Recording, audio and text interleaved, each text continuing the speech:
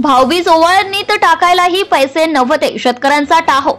निसर्गाच्या अवलाईपणामुळे आर्थिकदृष्ट्या नेस्तनाबूत झालेल्या शेतकऱ्याने कापूस वेचून घरात आणला आणि बाजारात विक्रीसाठी नेला। मात्र व्यापाऱ्यांकडून शेतकऱ्यांच्या कापसाला कवडी मोल दराने खरेदी करून त्यांची लूट केल्या जात आहे। शेतकऱ्यांची ही लूट सर्वांच्याच डोळ्या देखत होत असताना सगळेच जण उघड्या डोळ्यांनी बघत आहे। मात्र विरोधात कोणीही आवाज उठवत नाही। त्यामुळे मुकाट्याने सर्व सहन करून शेतकऱ्याला बुक्क्यांचा मार सहन करावा लागत असल्याचं चित्र एकट्या यवतमाळ जिल्ह्यातच नव्हे तर संपूर्ण विदर्भात दिसून येत आहे। दिवाळीत बहीण ओवाळणीसाठी येते, त्या ओवाळणीत टाकण्यासाठी पैसे नव्हते, त्यामुळे कमी कापूस भावात विकावा लागतो। हे सांगताना शेतकऱ्यांच्या चेहऱ्यावर अगतिकता दिसून येत आहे। यावर्षी जिल्ह्यात 5 लाख हेक्टरवर कापसाची लागवड करण्यात आली होती। सध्या कापसाला 6,800 रुपये ते 7,000 रुपये भाव मिळत आहे।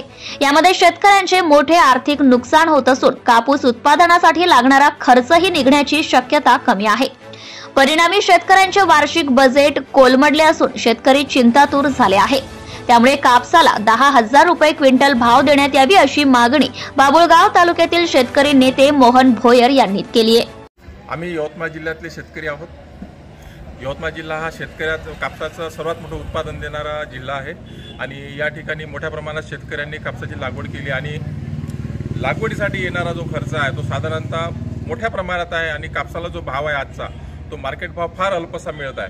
आम्हाला शेतकऱ्यांना 10,000 रुपये प्रति क्विंटल दराने कापसाला भाव मिळाला पाहिजे, कारण नाही तर शेतकरी उघड्यावर अशी परिस्थिती निर्माण झाली आहे। तरी आम्हाला शासनाला विनंती आहे की त्यांनी 10,000 रुपये प्रति क्विंटल कापसाला भाव देण्यात यावा।